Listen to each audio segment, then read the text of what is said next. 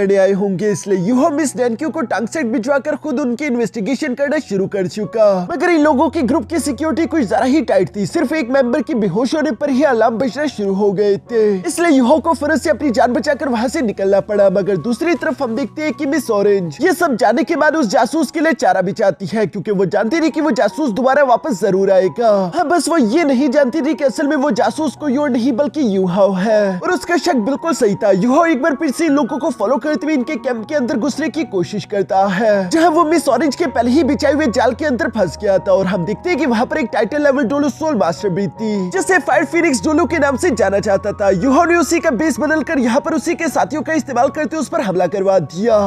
अब आगे तो नेक्स्ट एपिसोड की शुरुआत यहाँ पर बिल्कुल उसी सीन से शुरू होती है, जहाँ पर हम देखते हैं कि फायर फिनिक्स डोलो ने फौरन वहाँ पर एक बर्ड जैसा सोल गाइडेंस टूल एक्टिवेट कर लिया था, और वो अपने सोल्जर से कहने लगी कि बेवकूफो, मैं हूँ असली वाली, वो नकली है, उस पर हमला करो। जो सुनकर वो सोल्जर्स बिल्कुल ऐसे ही करते हैं, जबकि साथ ही साथ हम देखते हैं कि फायर फिनिक्स डोलो भी गुस्सा होते हुए यहाँ यूहो के पीछे पड़ गई थी। दूसरी तरफ यूहो जो कि उन सबके अटैक्स को डॉज करने की कोशिश कर रहा था, साथ ही साथ वो नीचे की तरफ देखता है जहाँ पर इन लोगों की मार्शल भी मौजूद थी, जिसका चेहरा हुडी में छुपा हुआ था, इसलिए यूहो से पहचान नहीं पा रहा था। मगर तभी अचानक हम देखते हैं कि फायर फिनिक्स डोलो फौरन से यूहो के सामने आ गई, जो कि यूहो पर अपनी तलवार से हमला करते हुए कहती है कि आखिर इतनी जल्दी में कहाँ जा रहे हो। यहाँ पर हम देखते हैं कि वो फायर फिनिक्स डोलो का सोर्ड अटैक कुछ ज्यादा ही ताकतवर था, जिसने यूहो को पीछे की तरफ धकेल दिया। तभी अचानक हम देखते हैं कि मिस बिंगबिंग फौरन से यूहो को प्रोटेक्ट करने के लिए बाहर की तरफ आ जाती है, जिसने सिर्फ एक ही हाथ के पावर का इस्तेमाल करते हुए यहाँ सोर्ड अटैक को ब्लॉक कर लिया था। जबकि साथ ही साथ वो सामने की तरफ मौजूद फायर फिनिक्स डोलो से कहती है कि ओए मेरी आग उगलती हुई मुर्गी, ये एक्सट्रीम नॉर्थ है, आखिर तुमने ये सोच भी कैसे लिया कि तुम्हारी ये आग की पावर यहाँ पर काम करेगी। जो कहते हुए आइस एज स्कॉर्पियन एम्प्रेस से फौरन से अपनी पावर्स का इस्तेमाल करते हुए हवा में कई सारे आइस स्पाइक्स क्रिएट कर लिए थे, जिसका इस्तेमाल करते हुए यहाँ पर मौजूद फायर फिनिक्स डोलो पर हमला करने वाली थी।